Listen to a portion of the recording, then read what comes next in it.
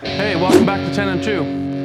Today we're going to be working on the Ferrari Dino 308 GT4 because, well, it's 50 years old and we should probably check the brakes out. So we're going to check these brakes, have a look at the pads, service them up, change the fluid, try and get what we can out of the calipers. I've already taken all the fluid out of the master cylinder, replaced it with new stuff, and then hopefully we have some decent brakes before we can take this out on the road. Because I still need to bleed the coolant about 16 more times because there is still air in it. So come on over here and I'll show you what we've got to work with. All right, I'm over here at the rear right. When you're bleeding brakes, you always want to start furthest away from the caliper, but really it doesn't matter unless you're starting with a completely dry system. It just makes it a little bit easier if you start all the way at the back corner. Then once you have fluid there, the rest of the way it's not so terribly difficult. But I'm starting here anyways because this is where the light is and it's going to look better over here. So what we have on this Ferrari Dino, I don't know what it is wheel bolts. We'll let it slide. We got a fixed caliper in the back, which is pretty race car stuff, and a vented rotor, which is better than a solid rotor. It seems adequately sized for the size of car, and I'm sure it stops just fine. But we don't know what the brake pads look like. I was told that this car was regularly serviced, religiously, apparently. That doesn't explain all the coolant leaks that I found. So we're gonna have a look at the brakes just to be safe. I like to change brake fluid because it is hygroscopic, meaning it absorbs water, and that's not a good thing to have in your brakes because water boils at 212-ish Fahrenheit. I don't know. I'm not really good with Fahrenheit, but it does boil at 100 degrees Celsius. And brake fluid, if it gets that hot, it should be just fine. But if you start adding water, then you can boil the water that's in the fluid, leading to a steam pocket in your brake line, which will compress. And you don't want to be able to compress any of the fluid that's in your brake line, because that will lead to spongy pedal and you being backwards in a ditch, upside down, on fire. So we're going to change the fluid, just preemptively, because we're cool like that.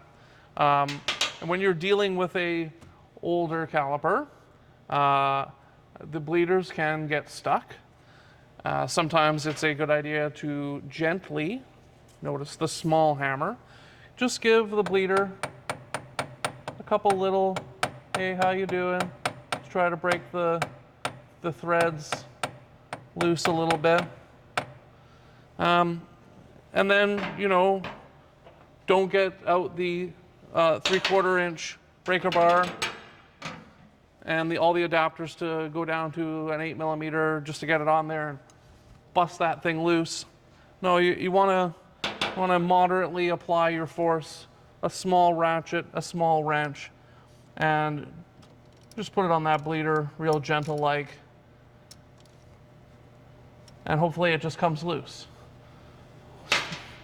If it doesn't, I would suggest some heat and some patience, because you really don't want to snap that bleeder off in the caliper, because inevitably that will lead to you having to buy new calipers and then explaining to the customer of a Ferrari that the calipers were no good. So we got to get some new ones. But really it was just impatience and you broke the bleeder off in the caliper. Sometimes you can get it out, but sometimes you just can't. And there's more than one way to skin a cat. Now there's these little hairpins holding the pins into this caliper. And there's one here on this pin, one here on this pin, and we're just going to pull those out.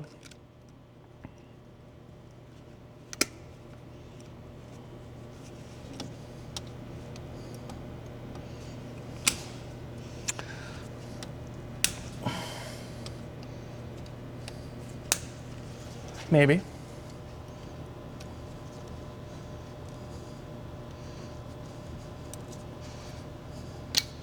There we go. 2 pins. Try not to lose the hardware. Some of this stuff is difficult to find. And then the ends of the pins are sticking through there, and we can just, oh, I don't even need the hammer. Beautiful. And then they just slide right out the back. And they got a bit of a little reduction in size there to hold them into the front of the caliper, and then the pin to hold them in the other end. And of course that runs right into the parking brake. Oh, I guess I can get it underneath. There we go. Fantastici. And with any luck, the brake pads will slide right out. Oh, beautiful. And there's a little tiny brake pad with quite a bit of meat left on there.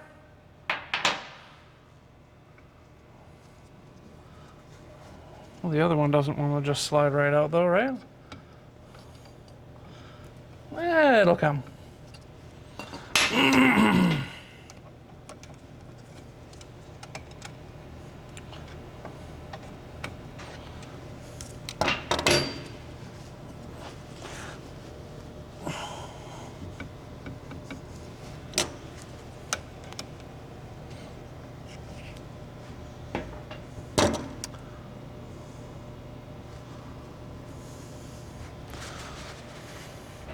And I also want to try and push the pistons back in as far as I can to get all the fluid out that's behind them.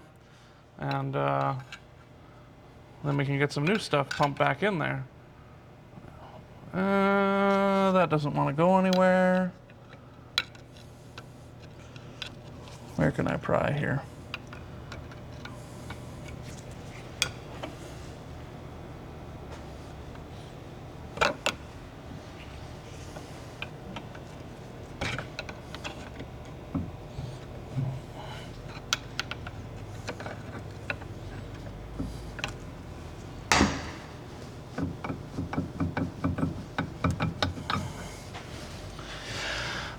And there's another piston. Looks, I don't know, it might even be brand new.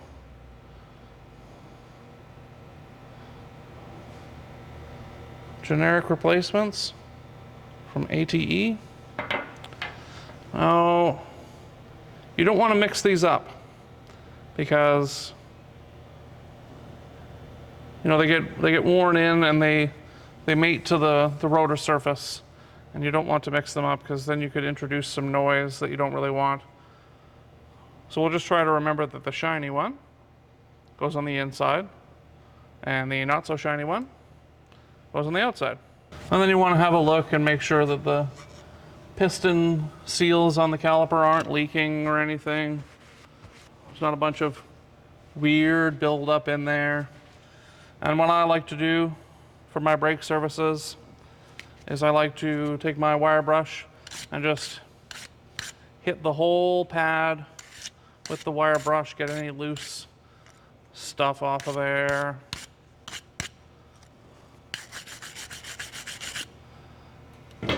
And then I will go in and I will put a little bit of anti-seize on any of the contact points.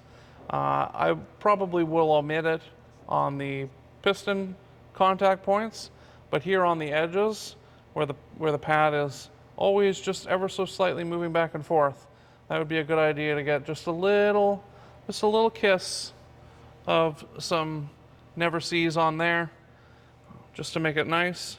And then just give these pad surfaces a little swipe with the red Scotch-Brite or some very light sandpaper, just to break any glaze that's on there. These look very nice, to be honest, and I'm gonna do all of that, put it back together, move to the front. All right, we're up here at the front now, and another fixed caliper, 2 pistons, 2 brake pads, 1 rotor. I don't see any pins holding these pins in. So I'm going to take my little baby drift and yeah, they just tap right out of there. They got a little friction fit doohickey thing on there. There we go.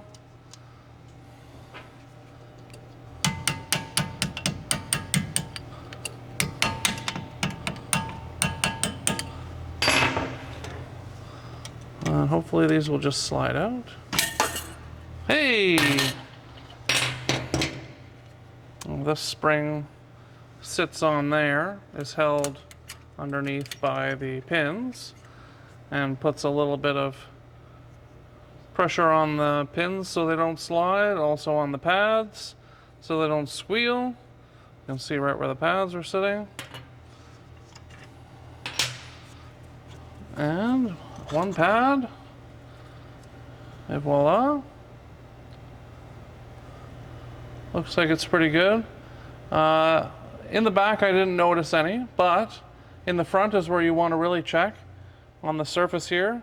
Once you clean that up with the Scotch-Brite, if you see any little jagged cracks dancing all over the face of the pad, that means they got overheated. That means they're toast.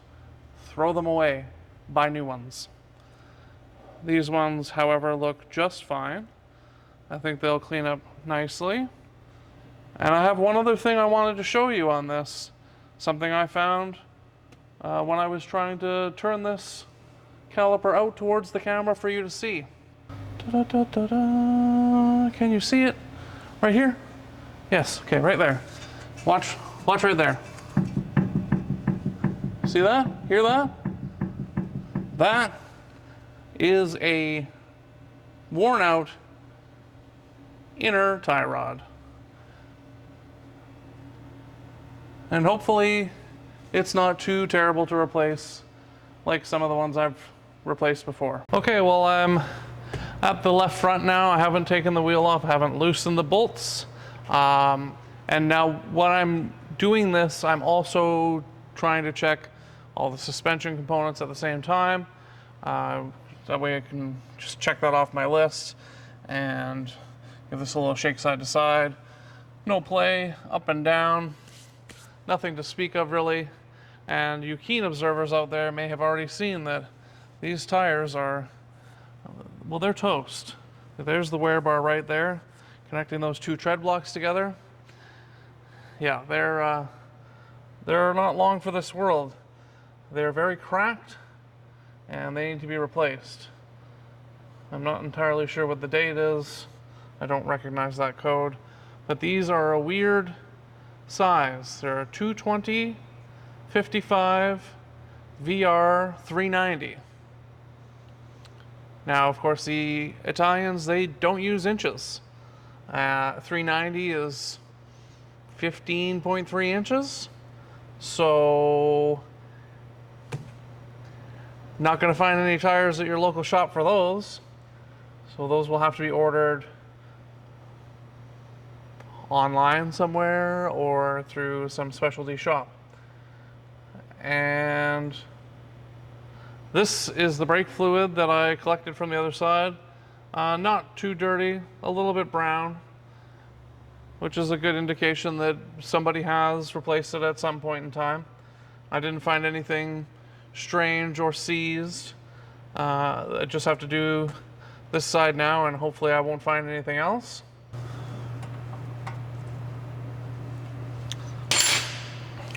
Now, if you've gotten that far with me, thank you. I'm going to move to the back. If I find anything else weird or strange, I'll be sure to let you know. But that's it for the Ferrari for today. And hopefully you've gotten something out of this. Make sure you like, comment, subscribe, ring the bell, stand on your head, count to 3. Yeah, let me know what you want to see next.